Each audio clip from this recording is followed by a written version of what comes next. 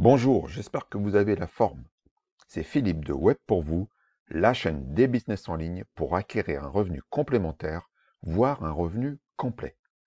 Vous vous posez la question s'il est encore intéressant d'investir dans les crypto-monnaies, surtout si vous êtes de la même génération que moi. Mais les plus jeunes sont également bienvenus, car cette vidéo s'adresse aux grands débutants. Je vous donne tous les conseils pour vous faire votre opinion et éviter quelques erreurs que j'ai faites. Notez que je ne suis pas conseiller financier. Je vous fais juste un retour de ma propre expérience. Pensez à vous abonner à la chaîne pour développer vos revenus. Merci. Le premier point, c'est fondamental de connaître les bases des cryptos et de tout l'écosystème. Faites vos recherches. C'est quoi une blockchain, le bitcoin, un wallet, un stablecoin, un contrat, un exchange, les bougies japonaises. Pour cela, vous avez YouTube. Allez voir les vidéos de Asher ou de Julien Roman, par exemple. Lisez également des articles sur le net. Emmagasinez du vocabulaire et de la connaissance sur le sujet. Ne vous précipitez pas de suite sur une plateforme d'achat-revente.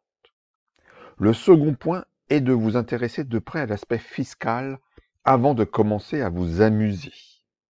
Je m'adresse surtout aux Français, mais regardez bien cet aspect par rapport à votre pays. En France, en tant que particulier, vous devez au fisc 30% de votre plus-value sur l'année fiscale. C'est la flat tax. Le calcul de cette plus-value doit être fait sur chaque transaction réalisée, chaque session. Notez bien quelque part toutes les données, comme le cours du jour de la crypto que vous vendez, la valeur totale du portefeuille lors de la transaction, etc. Renseignez-vous avant, car le calcul n'est vraiment pas des plus simples. Vous pouvez également passer par une solution payante qui va vous faire les calculs et vous donner les éléments à inscrire sur votre formulaire fiscal, comme le français Waltio par exemple. Mais ce n'est pas la seule plateforme à le proposer. Et attention, si vous faites de nombreuses grosses transactions avec des applications quasi professionnelles, le fisc pourrait vous considérer comme justement un trader professionnel et les taxes sont beaucoup plus importantes. Notez bien que vous êtes taxé que si vous convertissez en partie ou la totalité de votre portefeuille de crypto vers des euros.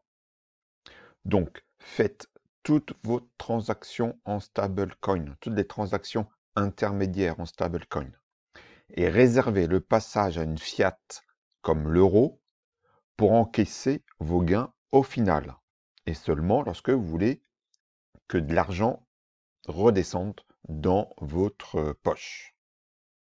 Le troisième point est de déterminer si vous souhaitez faire du trading ou un investissement à moyen long terme. Il faut prendre en considération la somme que vous pouvez y consacrer, le temps que vous disposez également. Les cryptos sont très volatiles, permettant des gains intéressants à très court terme, mais des pertes également. Vous pouvez investir sur plusieurs années.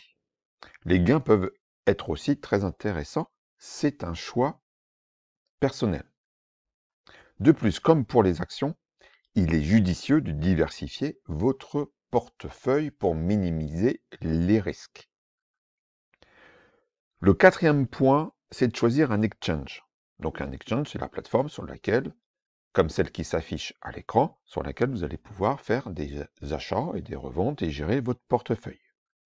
Les plus connus sont Coinbase et Binance. Celle que vous voyez correspond à Coinbase Pro. Vous trouverez des liens de parrainage sous la vidéo avec la clé des avantages, surtout pour Coinbase. Personnellement, j'utilise Coinbase et Coinbase Pro et je viens de m'inscrire aujourd'hui sur Binance pour tester et comparer ces deux exchanges pour voir lequel me convient le mieux. Il en existe d'autres, à vous de voir. Mais pour un débutant, Coinbase Pro ou Binance sont largement suffisants. Le cinquième point est de ne pas investir tout votre budget d'un coup. Investissez par palier et prenez vos gains par palier également, afin de lisser la volatilité des crypto-monnaies. De plus, définissez des objectifs et sachez prendre vos gains avant que ça baisse trop. Le 6e conseil est d'utiliser les ordres d'achat ou de vente vous permettant de sécuriser votre portefeuille. Les fameux stop loss et les stop limits. Cela vous permet de déclencher automatiquement des ordres d'achat ou de vente selon des seuils que vous définissez. Et vous ne pouvez pas être 24 heures sur 24 devant votre ordinateur à surveiller le cours de vos différentes crypto-monnaies. Donc ça permet de mettre des taquets pour sécuriser les lignes de votre portefeuille et donc de vendre avant qu'il ne soit trop tard ou d'acheter lorsque votre objectif est atteint. Personnellement, je pense qu'il n'est pas trop tard pour se positionner sur des cryptos et qu'il y a encore beaucoup d'opportunités à saisir. Faites néanmoins très attention aux nouveaux projets de crypto-monnaie. Plus le potentiel de gain semble élevé, plus c'est risqué. Et puis, il y a beaucoup de ce qu'on appelle des cheat coins, donc des crypto-monnaies qui sont créées et en fait, les créateurs partent avec la caisse assez rapidement par la suite. Donc, faites très attention. Surtout, n'utilisez pas toutes vos économies, mais seulement la partie dont vous n'avez pas besoin. Je répète, seulement la partie dont vous n'avez pas besoin. Vous pouvez très bien investir un montant chaque mois, plus ou moins important selon chacun, selon votre situation. Si vous êtes étudiant, si vous êtes retraité, si vous êtes salarié, si vous êtes web entrepreneur, le fait d'investir par palier, cela permettra un effet de lissage, comme je l'ai dit dans la vidéo, de lissage de la volatilité des crypto-monnaies. Sur ce, je vous dis à bientôt pour une prochaine vidéo. Ciao!